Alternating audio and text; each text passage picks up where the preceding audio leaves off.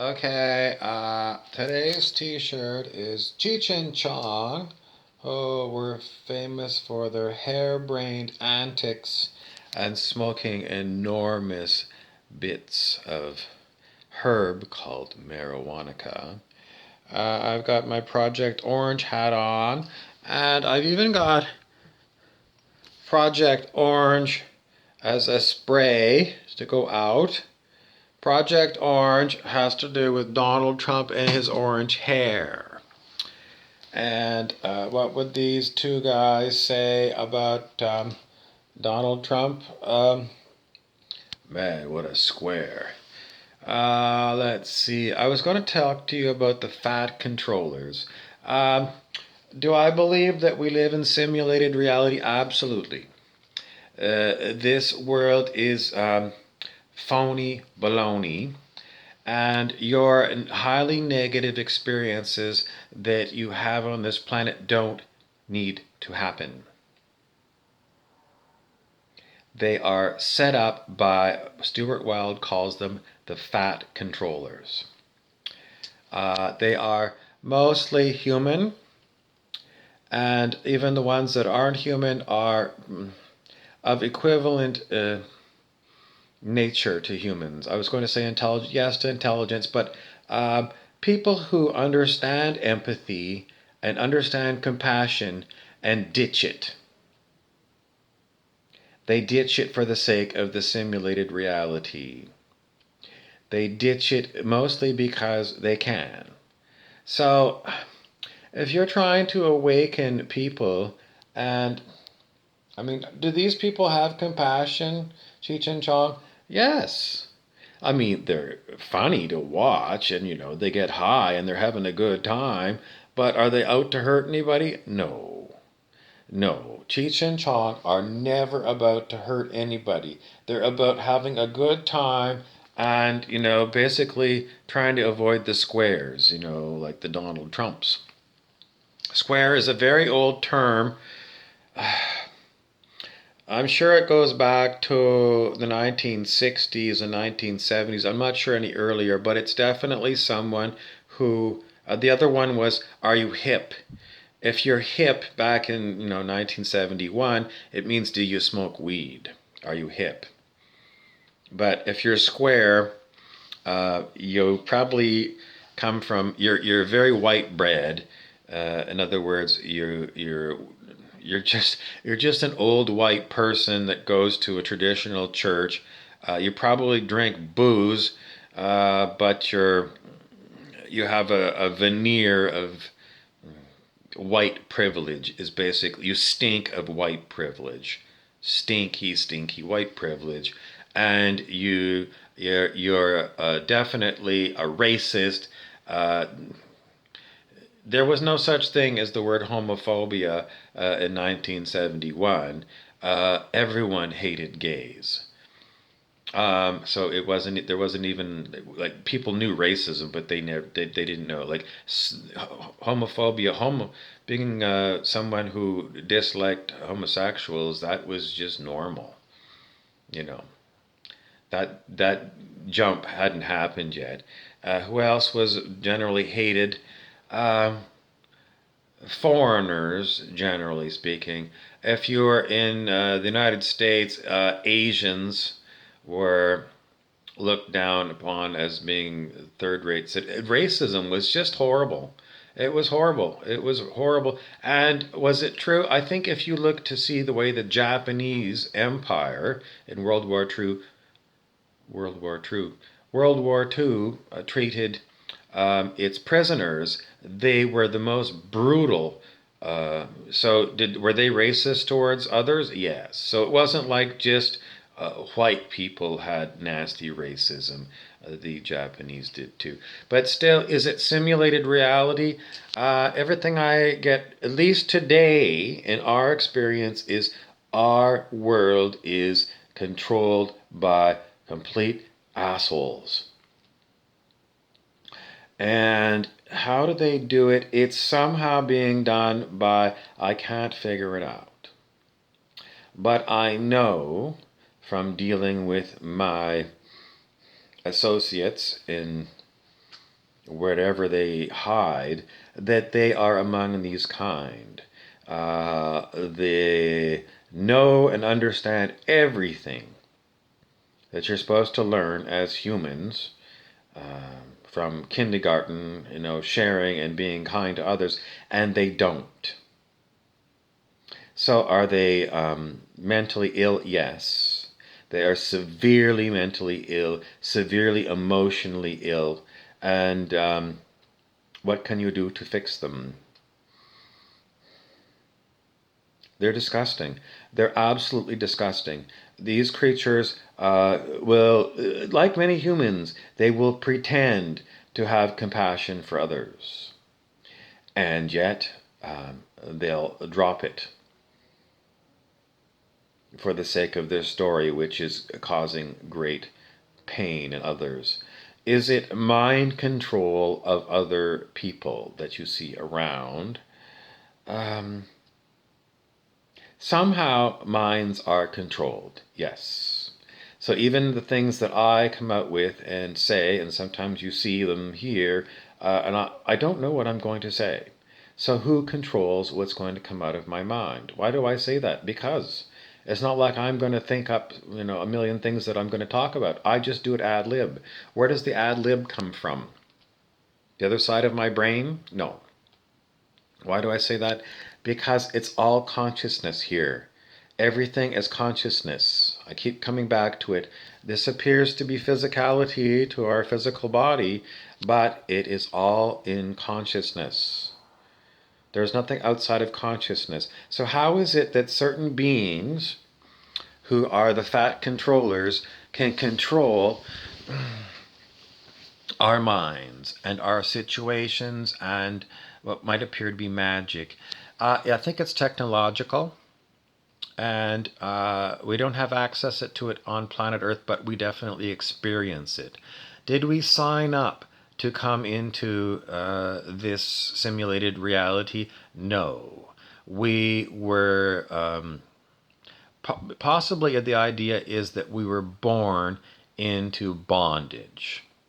In other words, whenever this technological thing was started up on the planet, and then I can't say when.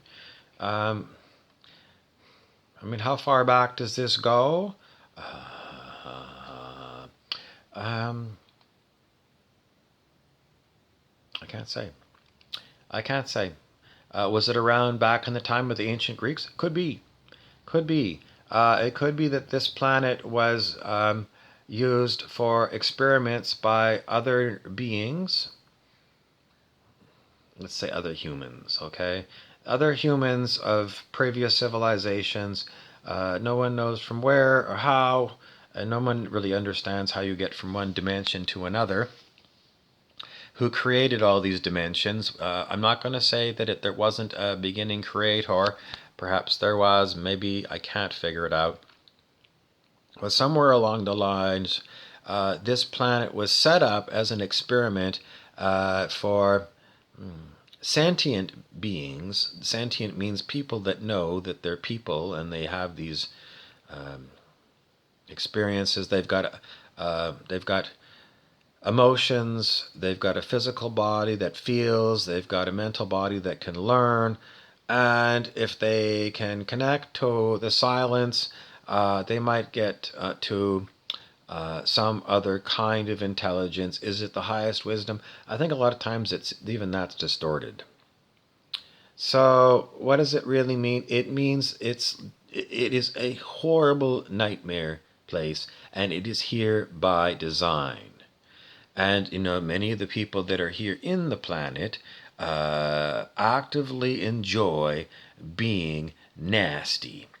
And some of them say, well, it's institutionalized nastiness, like, I'm whatever in the capitalist society. I'm proud of what I do for a living, and I do it because it's makes me money, and it's all about me, me, me, me, me. Can you blame these people? Yes, because they time and time again. They're gonna. It's problematic because they have to have a certain amount of money to live. Yes, but they don't speak out about it. It's like I have to live in a capitalist society, which means that I've got to do something for keeping myself going. But when you're proud of the fact that you scalped somebody in your latest sales deal, in other words, you took them for way more money than whatever it was that you supplied them, and you're proud of it, then you're a scumbag. But there are hidden scumbags.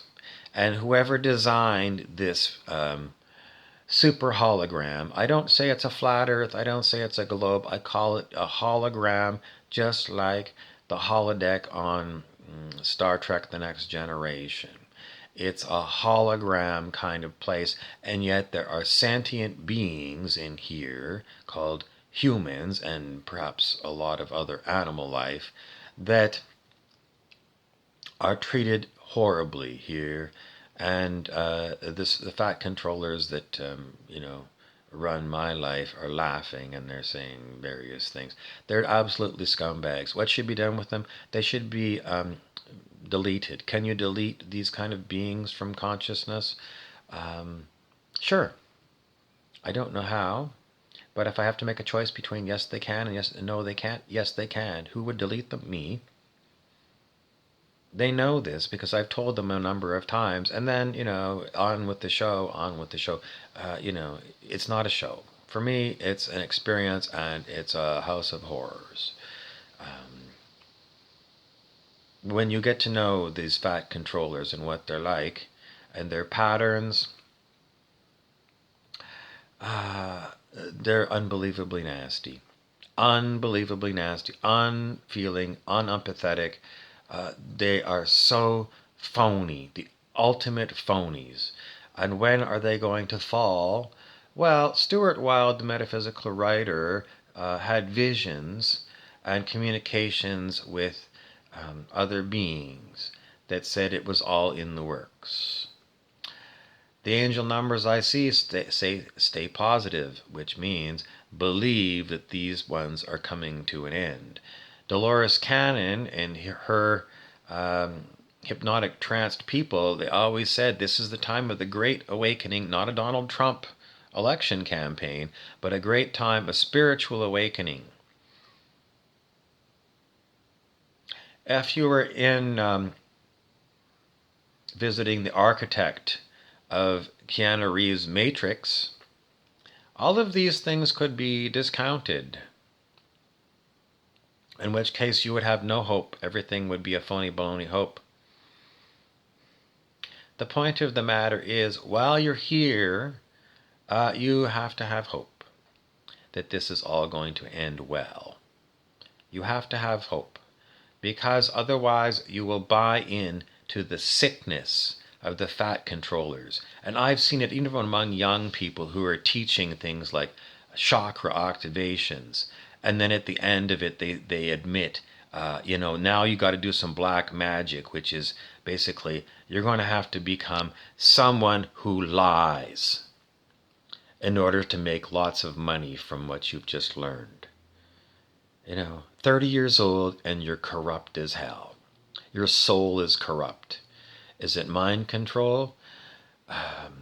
It's all part and parcel of whatever hell's going on in here.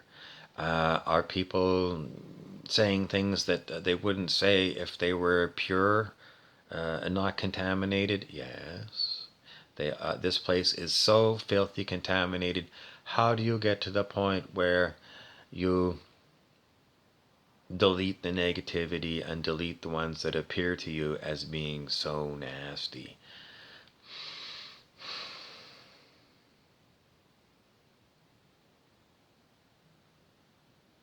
It's quite a bind. And I think even if you meditate and you get to a certain level of wisdom, you still don't get an answer.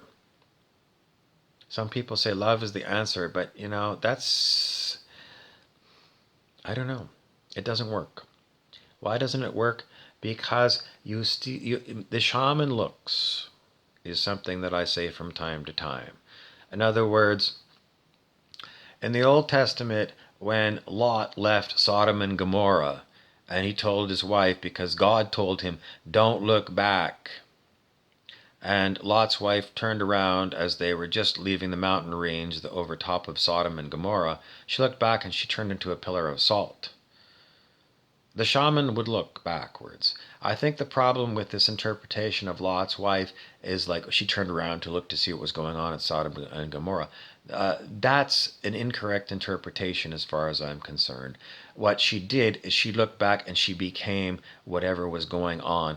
And Sodom and Gomorrah was nothing to do with gays. It had everything to do with raping and inhospitality to other people. So, what happened to Lot's wife? She went back to becoming a rapist. That's why she met her end, in my interpretation. What is going to happen to these beings that insist on being nasty? They could very well be mind controlled. And I was reading today an article about densities that was channeled by Ra, the law of one kind of stuff, and Cassiopeans. And the author of the article said that even up at high dimensions, there is something like the what the architect created. It's a pseudo-intelligent thing that runs the matrix that we live in. So we are basically, at some level, being controlled by something that doesn't even have a soul. It's some people say, well, the Draco reptilians have got AI bots in them. What does that mean? They've got nanobots in them that prevent them from growing and keep them brutal. I'm getting a huge siren on that. Does it mean anything to you? Maybe it means it's true. But the point of the matter is, if you read this law of one material and some of the commentators on it, that's what you get. And the stuff about densities, even in higher consciousness realms, they've still got to deal with nastiness because of who set up these densities, who set it up in the beginning. David Wilcock said there was an ancient builder race. Is that who set it up, or it was before them? History of it all. History of it all. And how do we get out of the matrix? How do we exit the matrix? I've meditated a lot. I'm still not out. And when I look in the camera, it almost looks like I'm crying. I'm not crying. Is it the orange here? What is the crying game? It's when you're put into a situation and you're talking and then all of a sudden you experience emotions. Earlier I said, well, we're humans and we've got, emotional bodies. Do we really? No, we don't. You are a spot of awareness, and surrounding you is a mental body, an emotional body, a physical body, and some diagram way, some kind of a map. But all of these things that are added to your awareness are, someone says, you're kind of like entrapped. You're encapsulated by these things. And you're led to believe these are all you. To, an unawakened human, seems like you've got a physical body, an emotional reaction, a mental body. Some people seem smarter than others. Some people seem unteachable. And not too many people really think anything about consciousness awareness as being anything. So what does it all mean? It means that if you're watching this and, you seem like you're a person, so much of what goes on is hidden from you. It's unbelievable.